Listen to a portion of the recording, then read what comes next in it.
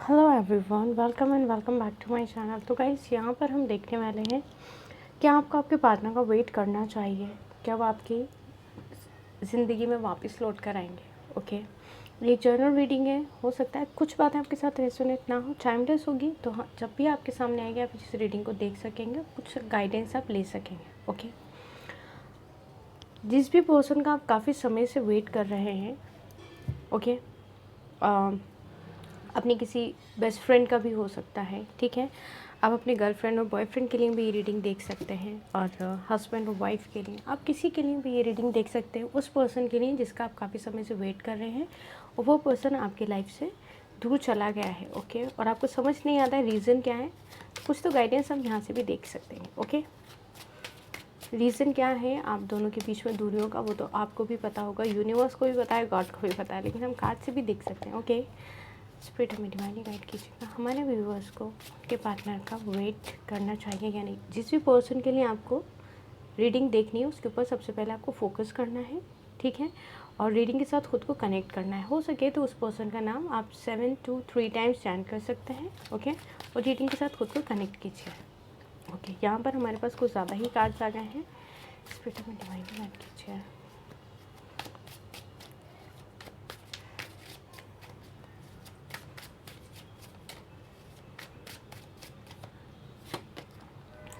The moon, okay,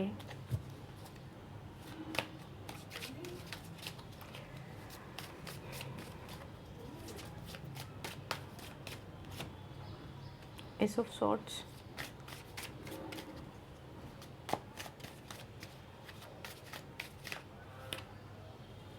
strength,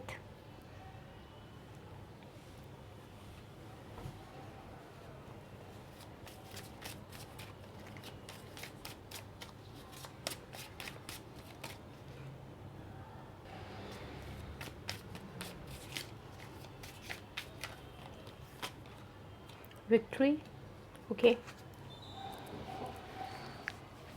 जब आप ये रीडिंग देख रहे होंगे आपने अपने पार्टनर के साथ किसी और एक ऐसे पर्सन के बारे में भी सोचा होगा, या तो कोई आपका स्कूल कॉलेज का फ्रेंड हो सकता है, या आपका कोई क्रश हो सकता है। किसी एक अपने पार्टनर मतलब अपने हस्बैंड वाइफ और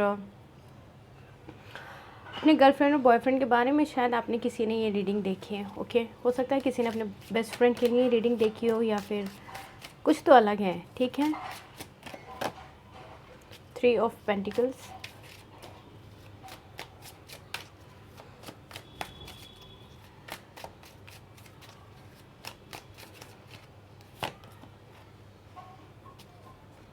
द हेरोफेंट। या फिर आप हस्बैंड और वाइफ मतलब एक किसी शादी में है या किसी रिलेशनशिप में, लेकिन किसी एक ऐसे पर्सन को आपने छोड़ दिया था कास्ट रिलीजन की वजह से, या फिर आपकी फैमिली एक्सेप्ट नहीं कर रही थी, लेकिन इस वक्त आप किसी दूसरे रिलेशन में हैं। ओके, और हो सकता है आप दोनों सेम जेंडर रिलेशनशिप में भी हो, और वो पर्सन को आप काफ़ी समय से वेट कर रहे हैं उस पर्सन का।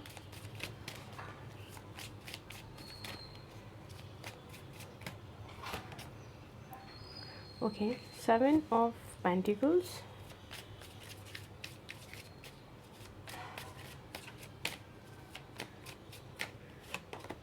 Queen of pentacles.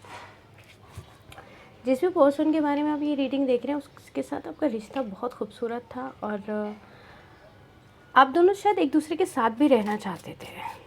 ओके, किसी फैमिली प्रेशर या किसी बर्डन की वजह से आप दोनों को अलग होना पड़ा है। बॉटम में है एस ऑफ वांड्स। अगर मैं कार्ड की बात करूँ तो गाइस आप दोनों के बीच में हो सकता है कि यहाँ पे मैं कुछ बातें इसी अलग अलग बताऊँगी। हो सकता है कुछ बातें किसी के साथ रेजोनेट ना हो, कुछ बातें किसी के साथ मैच हो जाए। ओके, यहाँ पर बात यह है कि आप जिस भी पर्सन का वेट कर रहे हैं वो पर्सन के दिल में भी आपको लेकर बहुत सारी शिकायतें हैं, और आपके दिल में भी बहुत सारी शिकायत है कि एक बार कम से कम चीज़ों को क्लियर कर लेना चाहिए था तुम्हें सेपरेशन से पहले, लेकिन किसी थर्ड पर्सन ने आप दोनों के बीच में बहुत ज़्यादा मिसअंडरस्टैंडिंग्स क्रिएट करवा दी थी। हो सकता है आप दोनों के बीच में काफ़ी ज़्यादा झगड़ा भी हुआ हो। एस ऑफ सोर्ड्स की एनर्जी, काफ़ी ज़्यादा रिश्ता मजबूत था। आने वाले समय में इस पर्सन का आपको कुछ टाइम और वेट करना चाहिए, जैसे कि कार्ड्स कह रहे हैं। ओके, ब्लॉकेजेस काफ़ी ज़्यादा हैं। हो सकता है वो पर्सन किसी और के साथ रिलेशनशिप में हो, ओके। और फिर भी आप चाहते हैं कि एटलीस्ट एक बार आकर के वो पर्सन मुझसे बात करे, मुझे बहुत सारी चीज़ें क्लियर करनी है, ठीक है। अगर ये रीडिंग आप अपने पर्सन के लिए देख रहे हैं तो मुझे ऐसे लगता है कि आपको उनका वेट करना चाहिए। कार्ड्स इसी तरह से कहते हैं, ओके। क्योंकि इस रिश्ते में बहुत सारी मिसअंडरस्टैंडिंग्स हैं जो क्लियर हो जाएंगी, आप दोनों के बीच की गलतफहमियां दूर हो जाएंगी, आप दोनों के रिश्ते में मजबूती आएगी। जो भी ब्लॉकेजेस थे, ऑब्स्टिकल्स थे, मुझे यहाँ पे ख़त्म होते हुए दिखाई दे रहे हैं, ठीक है। ख़त्म होने के साथ साथ यहाँ पर मुझे कमिटमेंट और खुशियाँ आती हुई दिखाई दे रही हैं इस रिश्ते के अंदर। जिस पर्सन ने मिसअंडरस्टैंडिंग क्रिएट करवाई थी, मुझे ऐसा लगता है कि आप दोनों ही उससे मिलकर अच्छी खासी सुना देंगे। ऐसा मत कीजिएगा। अगर आप दोनों रिश्ते में वापस आ जाते हैं या आपकी उस पर्सन से बातचीत हो जाती है जो पर्सन आपको जिसका वेट कर रहे थे, तो किसी तीसरे इंसान को कुछ कहने से भला है आप लोग अपने रिश्ते के ऊपर और अच्छे से ध्यान दें और अच्छे से टाइम एक दूसरे के साथ स्पेंड करें। इस रिश्ते में मुझे एक कमिटमेंट आते हुए दिखाई दे रहा है। अगर आप अपने हस्बैंड और वाइफ का वेट कर रहे हैं या फिर आप अपने क्रश के लिए ये रीडिंग देख रहे हैं, सही समय है कि आप दोनों के बीच में किसी बात को लेकर बातचीत हो, मतलब कुछ झगड़ा हो भी गया था, तो आप कुछ दिन वेट करके अपने दिल की बात एक बार फिर अपने पार्टनर से कह सकते हैं। हालांकि अगर आप वेट करेंगे तो वो पर्सन आके खुद आपको अपनी दिल की बात ज़रूर कहेगा कि वो आपके साथ इस रिश्ते में एक मजबूती चाहता है। स्ट्रेंथ का कार्ड है। यह कार्ड हमें ये दिखाता है कि आपकी जो पॉजिटिव एनर्जीज हैं आपके पार्टनर के ऊपर हावी होने वाली हैं, ठीक है। मैं यहाँ ज़ोडिएक साइन इसलिए नहीं बताती हूँ क्योंकि बड़े सारे लोग देखते हैं, सभी को एक साथ एक रीडिंग में लेना पॉसिबल नहीं होता, इसलिए मैं सभी ज़ोडिएक साइन के लिए रीडिंग करती हूँ, ओके। एक जनरल रीडिंग है ये, आप लोग जब भी रीडिंग देखें हमेशा यही सोच कर देखें, ओके। स्ट्रेंथ है, आप जो भी कोशिश कर रहे हैं वापस या फिर उस पर्सन को काफ़ी हद तक आप सोचते हैं, ज़रूरी नहीं है आप बैठकर मैनिफेस्ट करें। अगर आप उस पर्सन के बारे में पॉजिटिव सोच रहे हैं और काफ़ी ज़्यादा हद तक आप सोच रहे हैं तो वो चीज़ मैनिफेस्टेशन में आ जाएगी और आपके पार्टनर आपके साथ वापस आना चाहते हैं, ये तो साफ़ है। क्योंकि आप उन्हें जब भी याद करते हैं पॉजिटिव होकर याद करते हैं।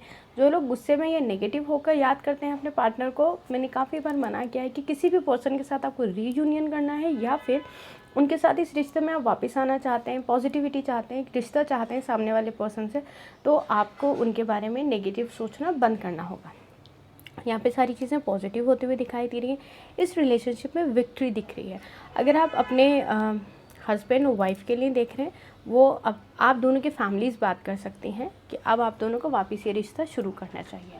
और अगर आप अपने पार्टनर के लिए देख रहे हैं, गर्लफ्रेंड बॉयफ्रेंड के लिए, तो आप दोनों की जो फैमिलीज़ है वो अगर नहीं मान रही थी रिश्ते के लिए, तो यहाँ साफ है कि आप दोनों की फैमिलीज़ यहाँ पे मुझे मानते हुए भी दिखाई दे रही हैं कि आप दोनों की फैमिलीज़ मान जाएंगी आप दोनों के रिश्ते को लेकर और फैमिलीज़ बात करेंगी।